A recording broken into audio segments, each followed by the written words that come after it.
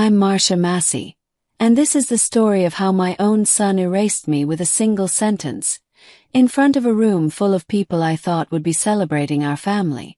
I still remember that night like it was stitched into my skin. The chandeliers above the reception hall sparkled, the laughter of guests carried over the music, and I sat quietly at my assigned table, hands folded in my lap. My heart swelled with pride just being there. After all, I had poured everything I had into this wedding. Over $150,000 of my hard-earned savings. It wasn't just money to me. It was the life I'd built, the hours I had sacrificed, and the love of a mother trying to give her only son the kind of beginning she believed he deserved. When David rose to speak, I braced myself for the moment I had been waiting for. That was my son, standing tall, looking sharp in his tuxedo, smiling as he held a microphone. "Hey boy." I told myself that no matter how much I had been brushed aside in the planning, this was the instant he would show the world who his real mother was. I straightened in my chair, the scar on my neck tugging as I lifted my chin. I wanted to be ready, but the words that came out of his mouth were not meant for me. "I want to thank Alice," he said, turning to the younger woman at my ex-husband's side. "She's been like a mother to me. In fact, she is my mother. She's the reason I stand here today, the man I am." Applause broke out. Glasses clinked. Alice pressed her manicured hand to her chest, pretending to fight back tears. And then, almost as an afterthought, David waved his hand in my direction. "And of course Marcia. She's helped so much with the household, always there keeping things tidy. She's like family. Really like the housekeeper who kept things running." Laughter rippled at a few tables. The words cut through me sharper than any blade could. My son, the child I had carried, nursed, clothed, fed, and sacrificed for, reduced me to a maid in front of his bride, her family, his friends, and even my ex-husband who sat smirking quietly. Froze.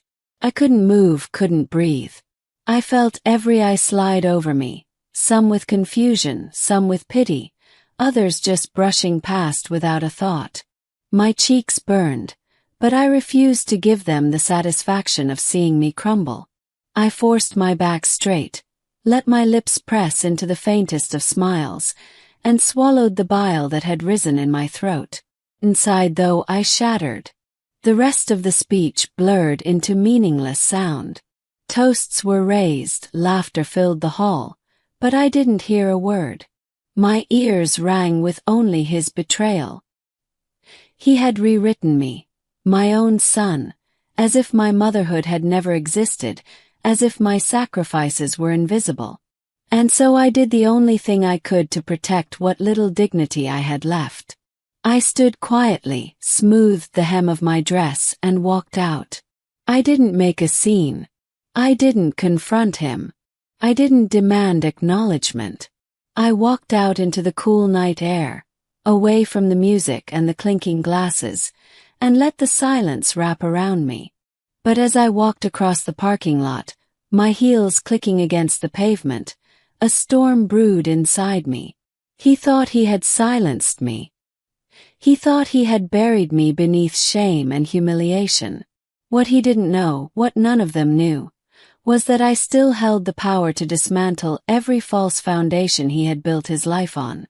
And that night, as tears stung my eyes but resolve hardened my spine, I vowed silently, if he could deny me as his mother, then I would show him in ways he'd never forget exactly who I was.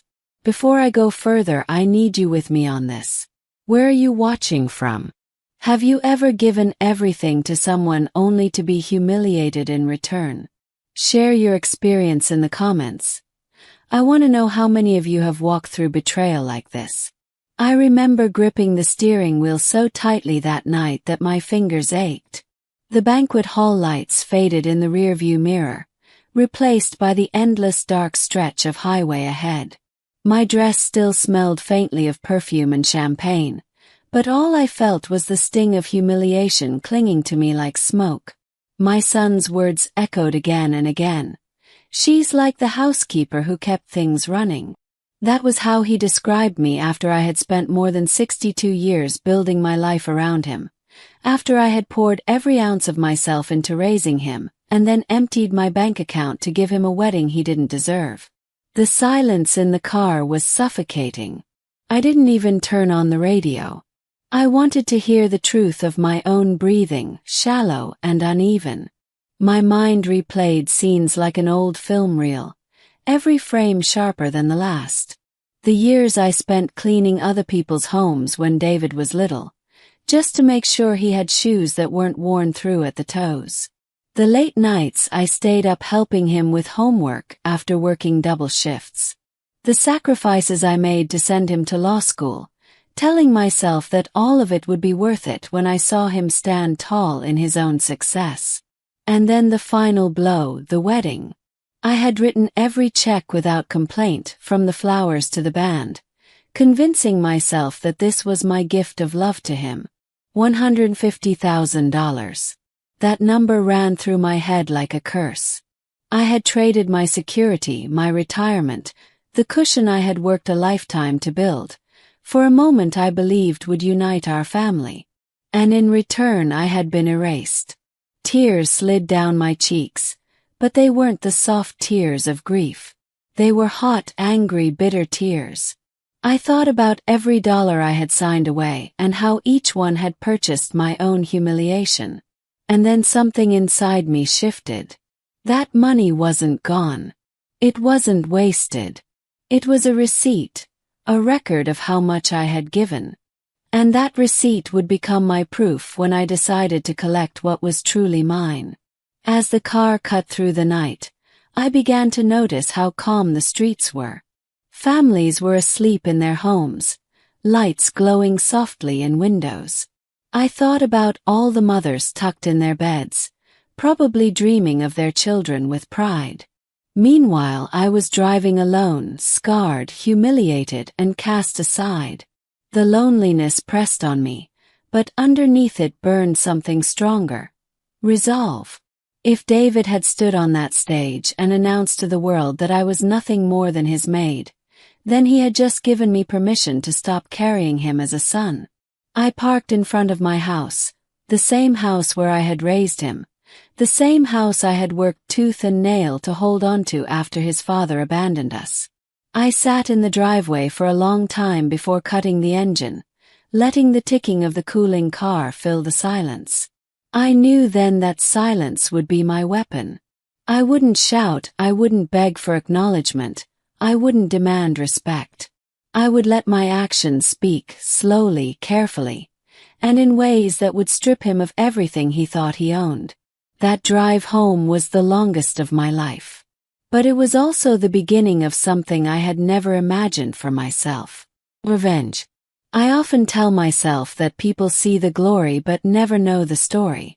They saw my son standing tall at that wedding, looking like he had built himself from the ground up.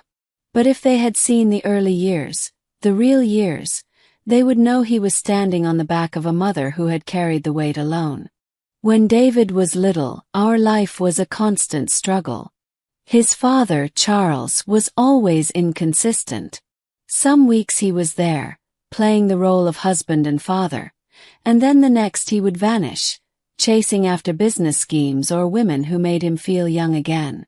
I never knew if the rent would be paid on time or if I would be left juggling late notices and threats of eviction. And more often than not, it was me alone at the kitchen table late into the night, bills spread out in front of me, a half-empty cup of coffee growing cold as I tried to make numbers stretch further than they could. I worked wherever I could find hours. By day, I held down steady work in an office, answering phones and filing papers for men who looked straight through me as if I were invisible. By night, I scrubbed the floors of other people's homes, polished their furniture, washed their linens, and left before sunrise so they would never see the woman who had quietly kept their lives neat and shining. I'd slip in while they were gone, clean their mess, and slip out like I had never existed.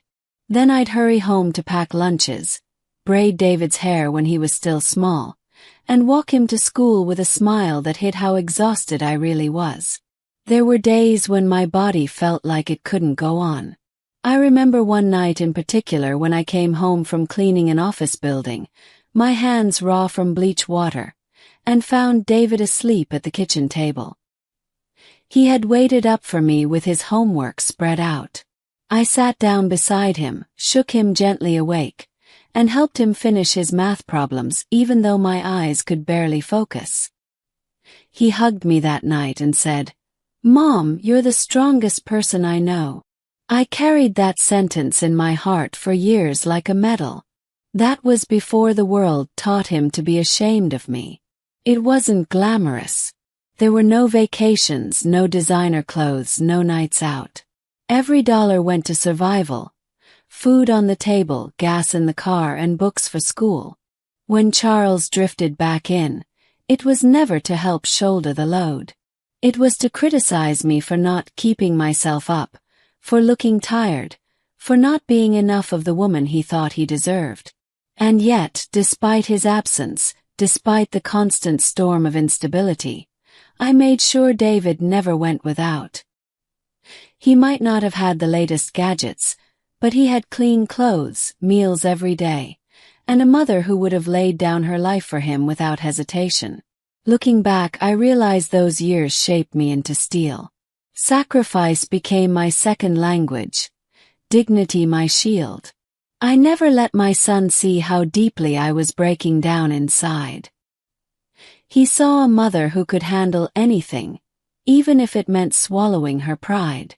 What I didn't know then was that every sacrifice was also a seed that would later bloom into bitterness when he grew up and forgot the cost of his success. But that's the thing about seeds. They don't die just because people pretend not to notice them. They grow in silence, under the surface, until one day they break through with force. And as I think back on those early years, I see clearly now that my sacrifices weren't just the story of how I raised my son. They were the story of how I was preparing myself for the day I would reclaim everything he tried to take from me. Life has a way of knocking you down at the exact moment you think you found your footing. For me, it was the day the doctor leaned across his desk and said the word tumor. Thyroid, he explained. They would need to test, to cut, to monitor. I sat there frozen, my hands clenched in my lap, as though if I held still enough, maybe the word wouldn't stick. But it did. It stuck like glue to the walls of my mind. The months that followed felt like a blur of hospital visits, medication, and the cold touch of machines. The treatments were exhausting. My body weakened, my energy drained, and the scar that would forever mark my neck began to form. It wasn't just the physical toll. It was the mirror staring back at me every morning, reflecting a woman I barely recognized. The swelling around my neck made me self-conscious, and I found myself pulling scarves high, hiding from my own reflection as much as from the world outside. But the hardest blow didn't come from the diagnosis. It came from the man who was supposed to stand beside me through sickness and health. Charles grew distant. At first it was subtle. Shorter visits to the hospital, hurried phone calls. Then it became glaring. Excuses to stay late at work, silence at the dinner table, weekends away that he didn't bother to explain. The more fragile I became, the stronger his distance grew. And then one night, without argument or even a goodbye, he simply didn't come home. His things were gone. Just like that, he had left. I had always known Charles's love was shallow, but nothing prepared me for the cruelty of being abandoned when I needed him most. The betrayal cut deeper than any scalpel could. I was battling for my health, but I was also suddenly battling for survival. Emotionally, financially, and as a mother. David was a teenager then, old enough to understand but too young to truly grasp the depth of the wound. Charles began parading Alice into his life. Young, vibrant, unscarred. She became a presence at events, a cheerful distraction from the mother who was tired, swollen, and marked by illness. Slowly, without realizing it, David's loyalties began to shift. He liked her easy smile, her polished words, her way of making him feel like he was stepping into a brighter, shinier world. And I, still recovering, could feel my son slipping further and further from my arms. The financial strain was relentless. Medical bills piled high, each envelope a reminder that sickness carried a price tag I could hardly afford. With Charles gone, every responsibility fell back on me. Even when my body cried out for rest, I dragged myself to work, covering shifts I had no strength for, scrubbing floors with trembling hands because rent and utilities didn't pause for cancer scares or broken marriages. Every scar, the one on my neck and the invisible ones in my heart, was earned in those nights when I fought to hold everything together alone. But what hurt most wasn't the bills, or even Charles's desertion. It was watching David look at me with growing shame, as though my illness had made me less. He didn't say it, not then, but I saw it in his eyes. Where once he told me I was the strongest woman he knew, now he looked at me as though I were fragile, embarrassing, something to be hidden. I told myself it was just teenage discomfort, that he would outgrow it. But deep down, I knew the fracture had begun. And standing at my mirror one night, staring at the angry scar running across my throat, I whispered a truth to myself I had never said out loud. They left me when I needed them most. But I am still here. That whisper became my anchor. They could take their distance, their polished images, their shallow love. But they couldn't take the fact that I was a survivor. When Charles left, he didn't leave me to heal in peace. He filled the void with someone new, someone younger, someone unscarred. Her name was Alice. The first time I saw her, it was at a school event for David. She walked in on Charles's arm with a confidence that was hard to ignore. Head high, clothes pristine, every step calculated to be noticed. And noticed she was. Even David's friends looked at her with curiosity, some whispering about how stylish she seemed. I sat a few rows back, scarf pulled tight around my neck, trying to shrink into the seat. Alice was everything Charles thought I wasn't anymore. She was polished where I was tired, glamorous where I was plain, healthy where I was healing. And she wasted no time slipping into the cracks my illness and Charles's betrayal had left behind. She didn't scold David when his grades slipped, she flattered him. She didn't lecture him about responsibilities. She laughed and made him feel important. Slowly, I watched as she positioned herself not just as Charles's companion, but as a new kind of mother in my son's eyes. David was drawn to her. At first, it was the small things, how she remembered his favorite snacks, how she bought him gifts just because. Then it became more serious. She started helping him with things I had always managed. School applications, birthday parties, even simple advice he once sought from me. I could feel him slipping away with every passing month. It wasn't that he stopped loving me entirely, but he began to look at me differently. Where Alice sparkled with youth and confidence, I was the reminder of struggle and scars. I knew it in the way he hesitated to invite his friends over to my small, tidy house, but bragged about weekends at his father's with Alice. I saw it in how he rushed to tell me stories about things Alice had said or done, as if waiting for my approval, as though her opinion carried more weight than mine. And slowly, he began to look embarrassed when I showed up in my work uniform, or when I wore the scarves that hid the swelling in my neck. It was as though he decided one version of mother was acceptable and another was not, and I was the one being pushed out. Alice never had to say much to me directly. Her power was in what she didn't say. The polite smiles, the subtle way she placed a hand on David's shoulder in my presence, the faint tone of ownership in her voice when she referred to him as our boy. It was a quiet theft, and I stood by powerless as she rewrote herself into his life. I kept telling myself it was just a phase, that David would grow older and see through the surface of it all. That he would remember who had been there through every fever, every scraped knee, every night of hunger disguised as a smaller portion on my plate so he could eat more. But deep down I feared something else. That Charles and Alice's polish, their charm, their pretense of success, would permanently reshape the way my son saw me. Not as the backbone of his life, but as the scarred woman who cleaned other people's messes to keep him afloat. And in time I realized that was exactly what was happening.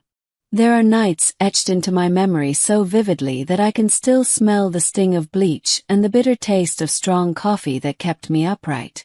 Those were the nights I carried the world on my shoulders while my son slept peacefully, never knowing how much it took to keep his dreams alive. When David got accepted into law school, I cried tears of joy.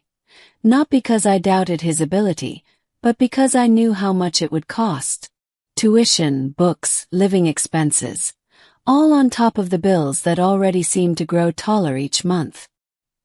His father, Charles, made a show of pride at family gatherings, but when the envelopes arrived in the mail, it was my hands that opened them, my account that paid them.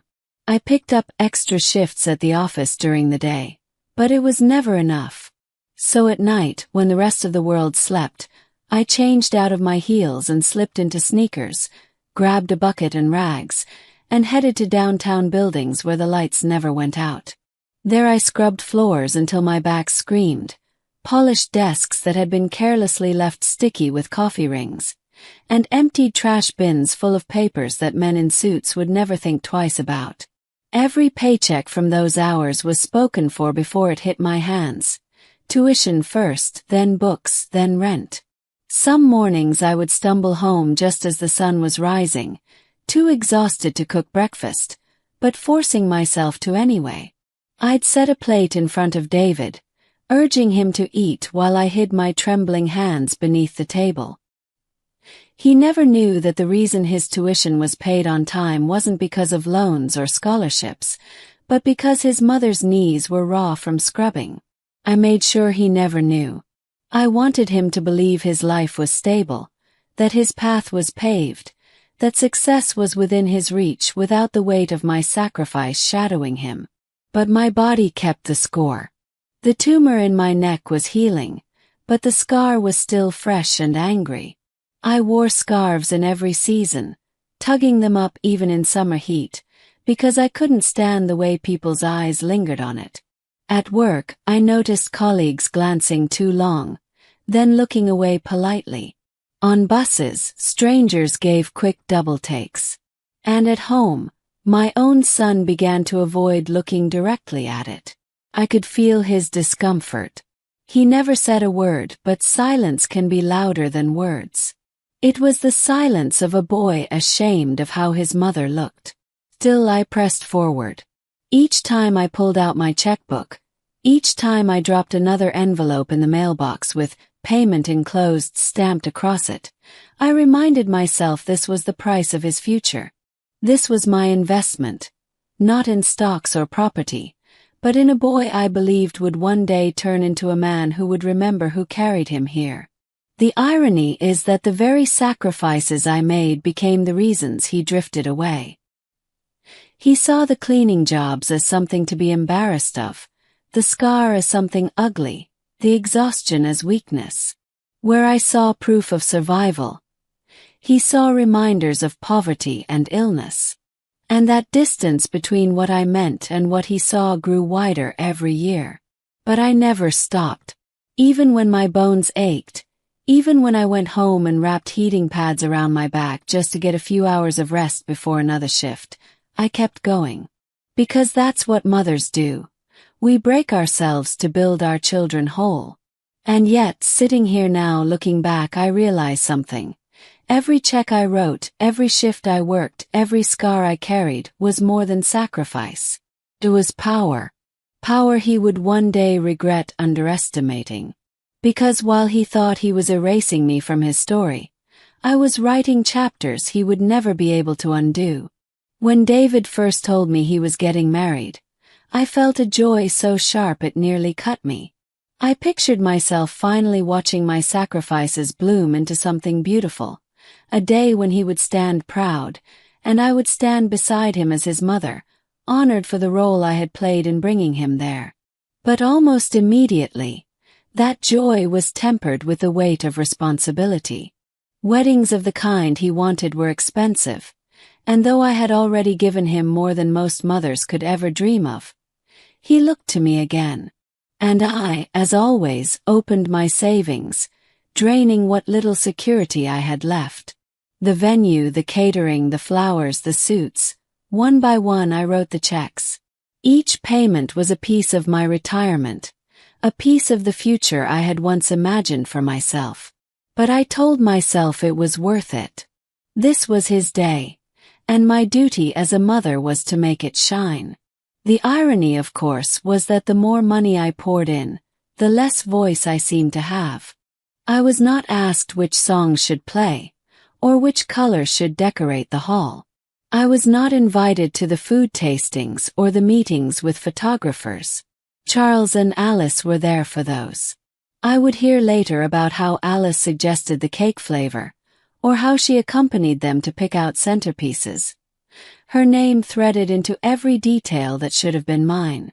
I tried not to let it sting. I told myself it was enough to know I was funding it, that my love was written into every detail even if my name wasn't. But small humiliations began to pile up, too subtle to make a scene over, but sharp enough to leave scars. One day, when we sat down to discuss seating arrangements, I noticed my name wasn't on the head table list. I asked about it gently, trying to hide the tremor in my voice. David cleared his throat and said, "Mom, it'll just be simpler this way. We don't want to confuse the guests." I stared at him, confused them how. I was his mother. But then he moved on quickly, talking about the order of speeches, as if my presence at the table wasn't worth a second thought. Another time, I found out that the bride's family had been told Alice was playing a major role in the wedding planning, as though she were the one who had earned that position, not me. The message was clear, even if it wasn't spoken outright. Alice fit the image they wanted to present, while I was better off in the shadows. I kept telling myself it was nerves, that weddings were stressful, that maybe I was reading too much into things. But in my gut I knew. I knew the stage was being set for something worse. Every receipt I filed away, every check I signed, felt like a stone I was laying in the foundation of a house where I wasn't welcome. And yet I continued because I thought love and sacrifice could cover the cracks. I thought that money would translate to honor. But the truth was simmering just beneath the surface. And as the date drew closer, I could feel it pressing down on me. The sense that the same love I was pouring out would be used as the very weapon to cut me down. The room was lit like a dream, golden chandeliers shimmering above, crystal glasses catching the light, and soft music humming in the background.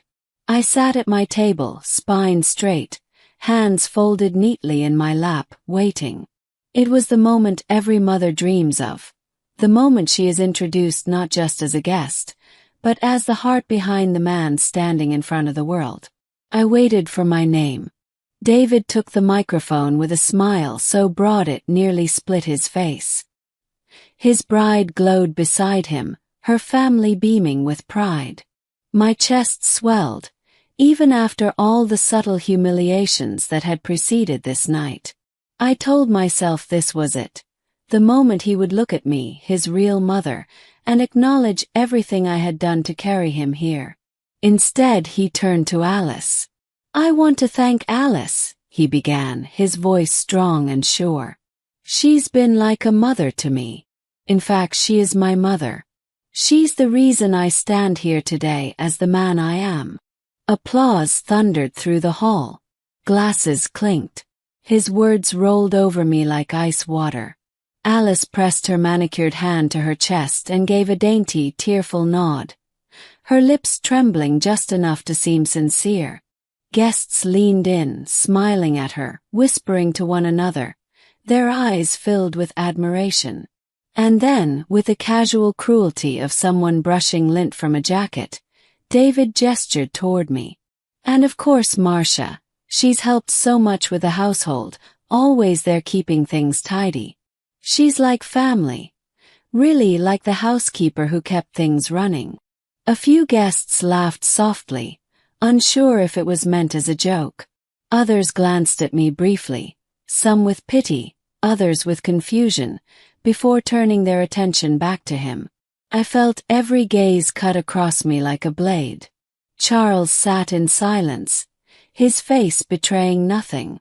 Not a word of correction, not even the smallest gesture to acknowledge me. He allowed Alice to bask in a false crown, smiling faintly as though everything was unfolding exactly as he had planned. Alice leaned into the attention, soaking in every glance and compliment that followed. She dabbed the corner of her eye with a napkin, playing the part of the honored matriarch. She didn't need to say a word.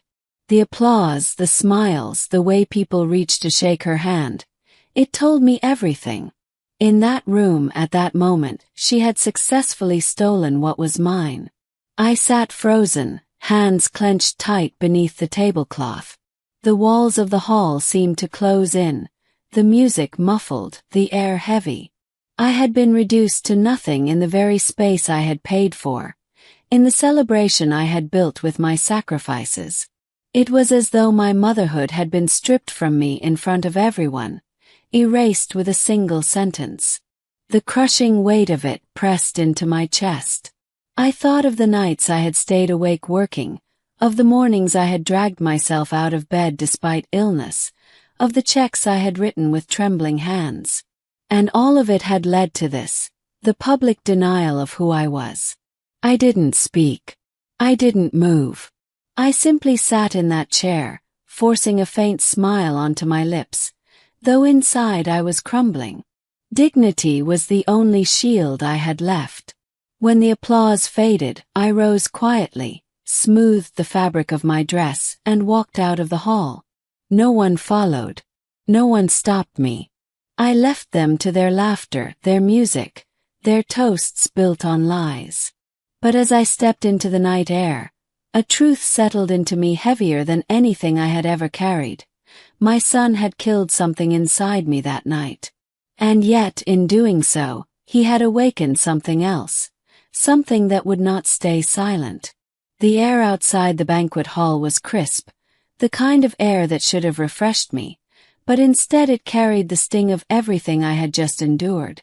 Behind me, laughter and music spilled faintly through the closed doors. Inside, my son was celebrating his new life while erasing mine. But I didn't rush back in. I didn't demand to be heard. I didn't beg for recognition. I walked away, quietly, deliberately, each step carrying more meaning than any words could. There is a power in silence that most people don't understand. To them, silence looks like defeat. To me, that night, it became the very first act of my revenge. By refusing to fight publicly, I denied them the spectacle they expected. They wanted me to break, to cry out, to lose control so they could say, "See, this is why we didn't acknowledge her." Instead, I straightened my shoulders, lifted my chin, and walked with a grace they could never take from me. I would not let them watch me crumble. As my heels tapped against the pavement, the symbolism of it all weighed on me. My son had thrown away his dignity in front of everyone by diminishing the woman who made him. But I had kept mine intact by leaving without a scene. He thought he had silenced me, but silence can roar louder than any outburst. It leaves people unsettled, wondering what storm might be building beneath the stillness. Walking away meant I took the power with me. Inside that hall they toasted lies. Outside I carried the truth, the receipts of every sacrifice, every dollar, every scar. They believed I was erased, but I knew better. I had not lost my voice. I was choosing when and how to use it.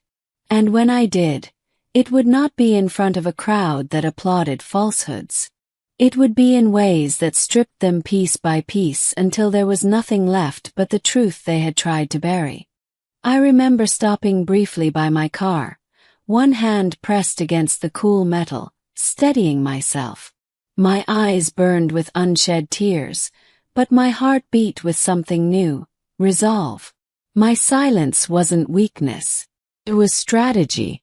My dignity wasn't lost. It was sharpened into a weapon. In that quiet exit, I set the tone for everything that would come after. They thought I was walking away from the wedding. What they didn't know was that I was walking toward their reckoning. When I got home that night, I didn't bother turning on the lights. I sat in the dark, shoes still on my feet, dress still clinging to me, staring into the quiet. The humiliation from the wedding clung to me like smoke, but as the hours passed, the silence gave birth to something else. Memory. My eyes drifted to the old wooden cabinet in the corner, to the bottom drawer where I had tucked away papers years ago. Papers that told a story my son had long forgotten, or perhaps had never truly known. That house, the one he now lived in and boasted about to his friends, had not simply fallen into his lap.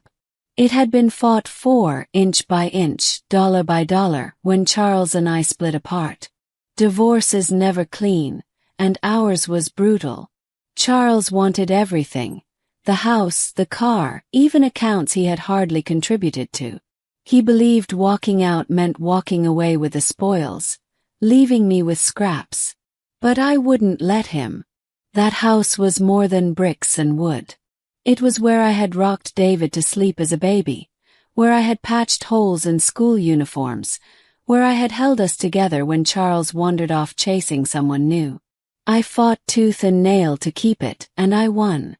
The memory came back sharp, sitting across from Charles in that courtroom, his lawyer smirking as though I didn't stand a chance. My hands had trembled, but my voice had not. I laid out proof of every payment I had made, every sacrifice, every dollar that had gone into maintaining that house. And when the ruling came down, it was mine. My name on the deed. My signature on the mortgage. My home and no one else's. In the years that followed, I worked endlessly to keep it. Bills piled high, repairs drained my pockets, but I never let it go. And when David grew older, needing a place to live while building his life, I let him move in. I told myself it was what mothers did, making sure their children had a foundation, even if it meant I shouldered the burden. He lived there as if it were his own, decorating, inviting friends over, even speaking as though he had earned it. I never corrected him. I thought my silence was love. I thought letting him believe it was his would help him feel strong. But now, in the quiet aftermath of his betrayal, I saw my silence differently. I had handed him the illusion of ownership, when the truth had been folded neatly into that bottom drawer all along. The title deed, the documents with my name in bold, they were still there, untouched, waiting for the day I might need to remember who really built this life. I rose from the chair, walked to the cabinet, and pulled open the drawer. My hands brushed past old photographs, birthday cards, and school certificates until they landed on the stiff weight of paper. I pulled the file out, flipped it open, and there it was, proof. Proof that the house my son so proudly showed off was mine. Proof that every dollar he spent inside those walls was spent under my roof, not his. A bitter smile crept across my lips. David didn't even know he was living beneath the weight of my sacrifice. He thought he had erased me at his wedding, but these papers told another story. A story that could unravel everything he thought he owned. That night, as I laid the documents across the table, a seed of revenge took root in me. I no longer felt like the erased mother who walked out of a banquet hall unseen. I felt like the woman who held the keys to his downfall. And for the first time in a long while, I slept with a sense of control returning to my chest. I sat at my kitchen table long after midnight, The stack of papers spread out before me like witnesses to a trial only I could hear. The title deed, the receipts, the documents that carried my name. They were reminders of every battle I had fought and won, even when the world told me I would lose. Around me the house was quiet, but my mind roared with decades of memories. Betrayal had never been a stranger to me. Charles had betrayed me when he walked out during my illness. Alice had betrayed me by slipping into my place, smiling as though she had earned my sacrifices. And now my son David, the child I had carried, fed and fought for, had delivered the sharpest betrayal of all. The weight of it sat heavy in my chest. For years I had mistaken silence for peace.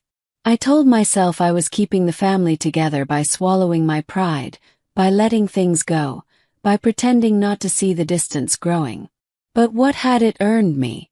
A wedding where I was erased, my motherhood reduced to servitude, my sacrifices turned into punchlines.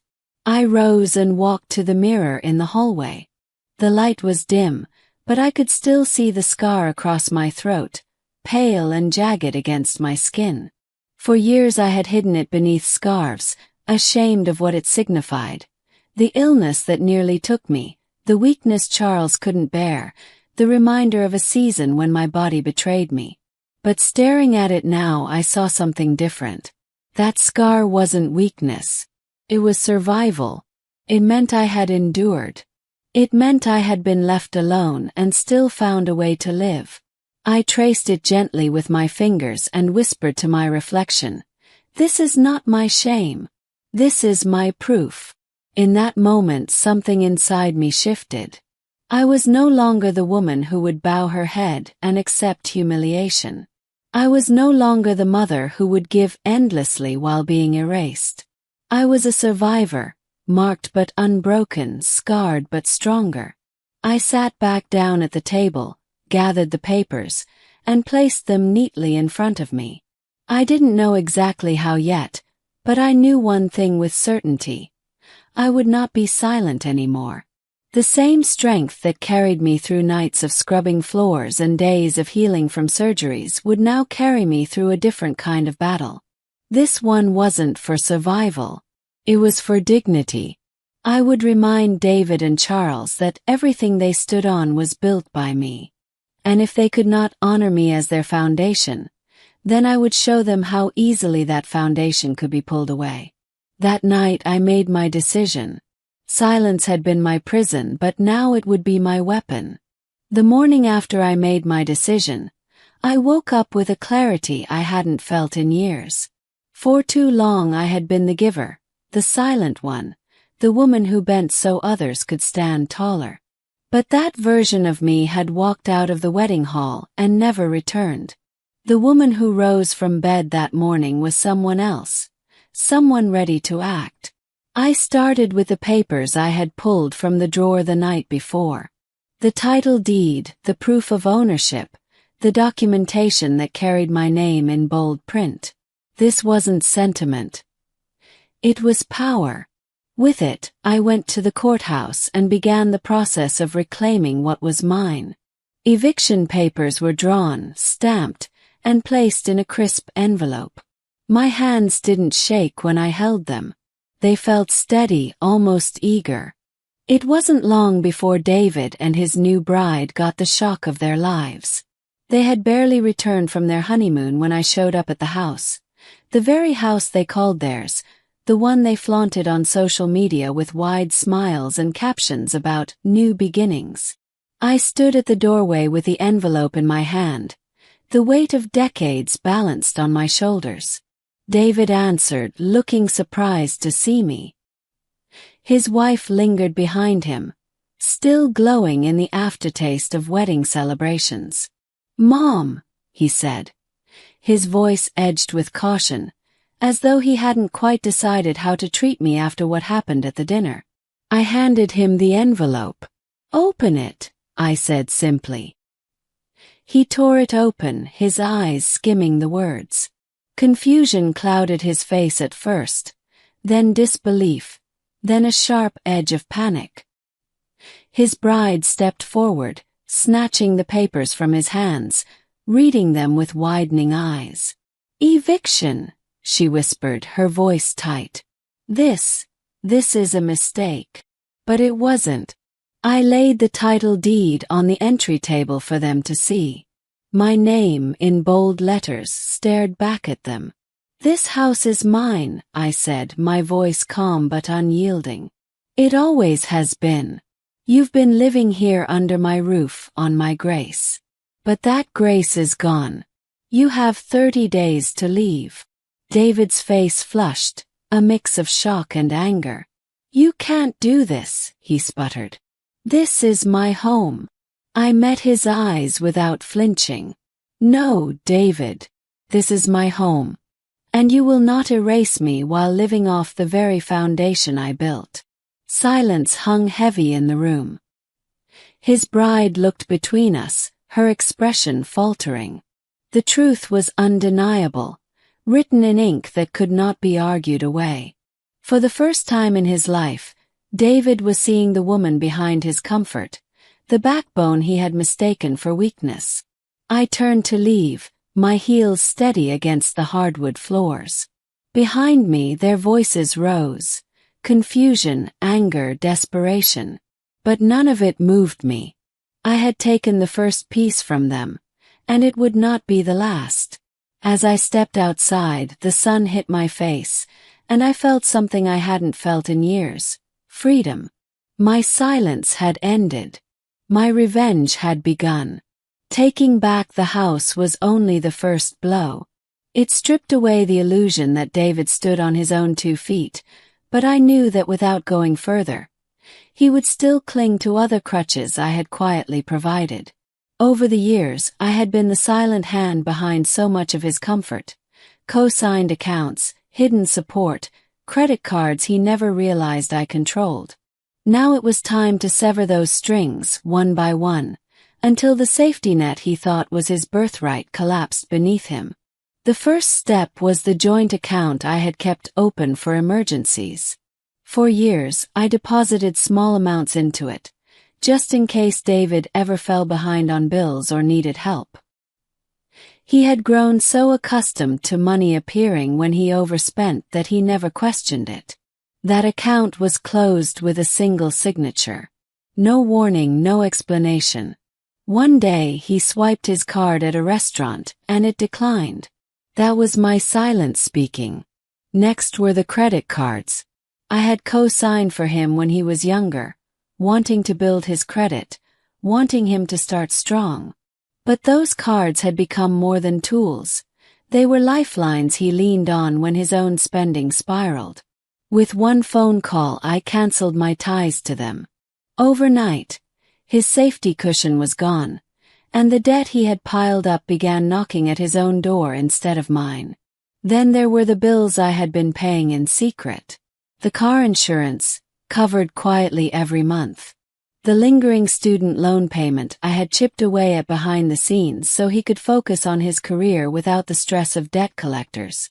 All of it stopped. For the first time in his life, David was forced to face the reality of adulthood without me standing in the shadows absorbing the blows. But it wasn't just David.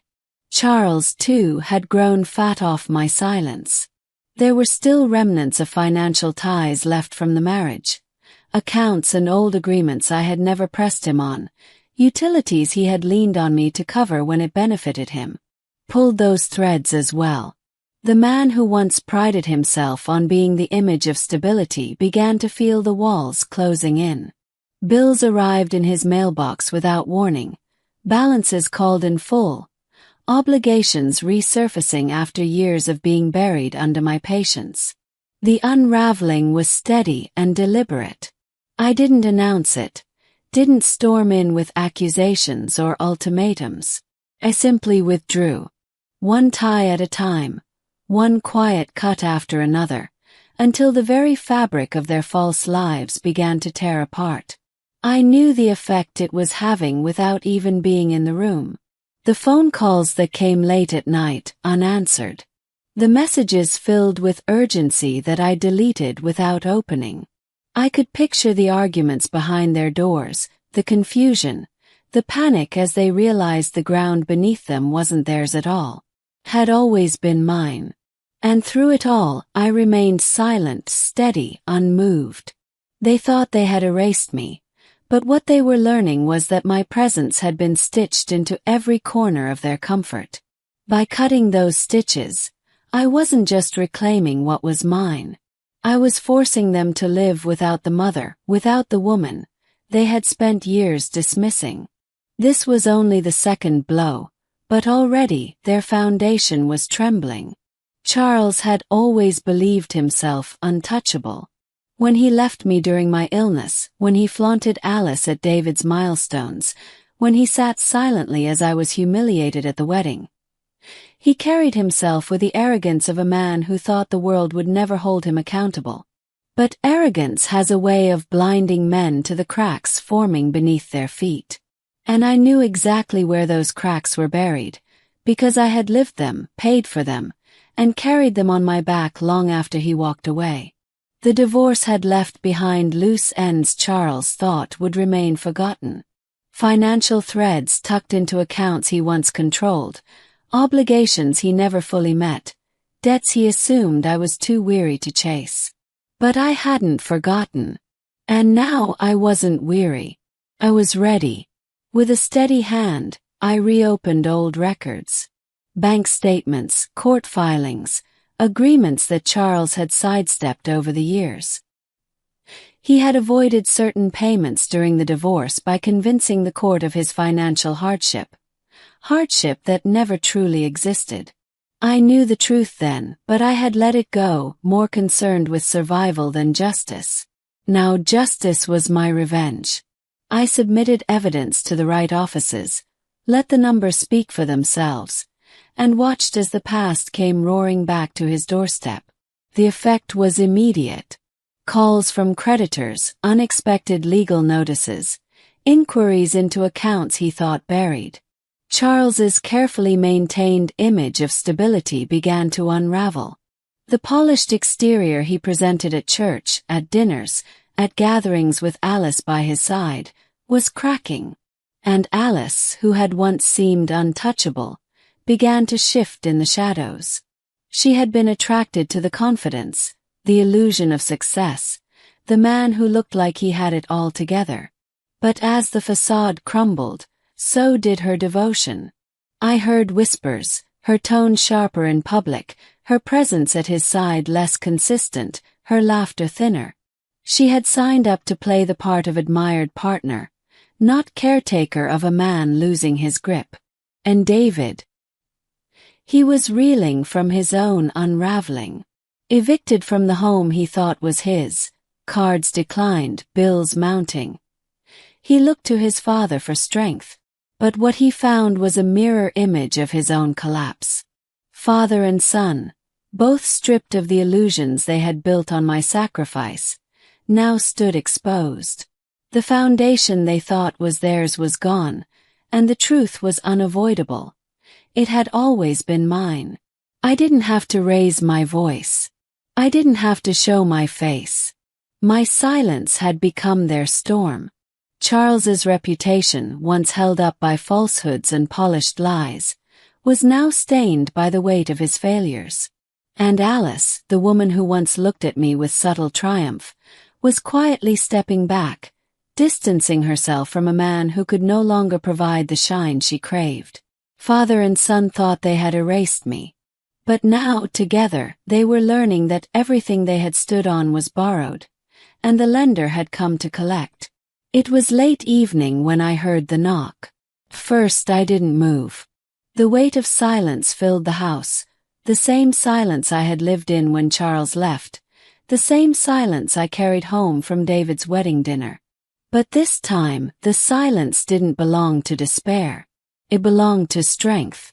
I opened the door, and there he was. David, my son, no longer the proud groom, no longer the polished attorney's child who believed appearances could replace truth. He looked broken. His clothes were wrinkled, his face drawn, eyes hollow from sleepless nights. The arrogance that once dripped from his voice was gone. He stood there as though he was searching for something he had lost long ago, the mother he had dismissed, erased, humiliated. He tried to speak, but his voice faltered. I didn't move aside. I let him stand there in the doorway, the night air cool against us both. Finally he whispered, "Mom, I'm sorry." And that was when I took him back, not into my home but into his own past. I reminded him of nights when I worked double shifts just to keep the lights on. I reminded him of mornings when I went without food so he could eat. I reminded him of the tuition checks I signed with trembling hands, knowing it meant I couldn't repair the leaking roof or buy medicine I desperately needed. I painted the picture of sacrifice, a picture etched with love, with suffering, with the hope that he would grow into a man who would honor where he came from. Then I contrasted it with what he had given me, shame. A wedding dinner where I was stripped of my title as mother, reduced to a servant in front of strangers. A lifetime of choosing others over me, siding with a man who abandoned us and a woman who had no stake in his upbringing. I let the silence hang heavy after my words. David's tears fell, but I didn't reach to wipe them. That was his grief to carry. Forgiveness was not mine to give freely anymore. Forgiveness had been cheapened the moment he chose pride over blood. The true revenge, I realized in that moment, was not in punishing him further. It was in reclaiming myself, my dignity, my voice, my power. Whether I forgave him or not no longer defined me. What defined me was that I had survived, endured, and risen. I told him plainly, "You chose who I was at that dinner. But tonight I choose who I am." And I left it at that.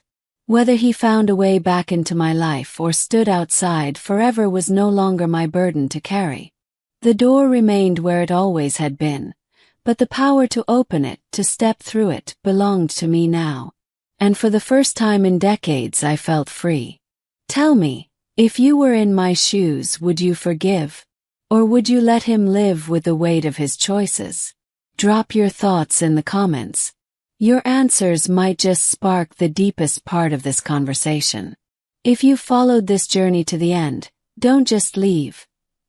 Hit that subscribe button so you never miss the next story of betrayal, resilience, and power reclaimed.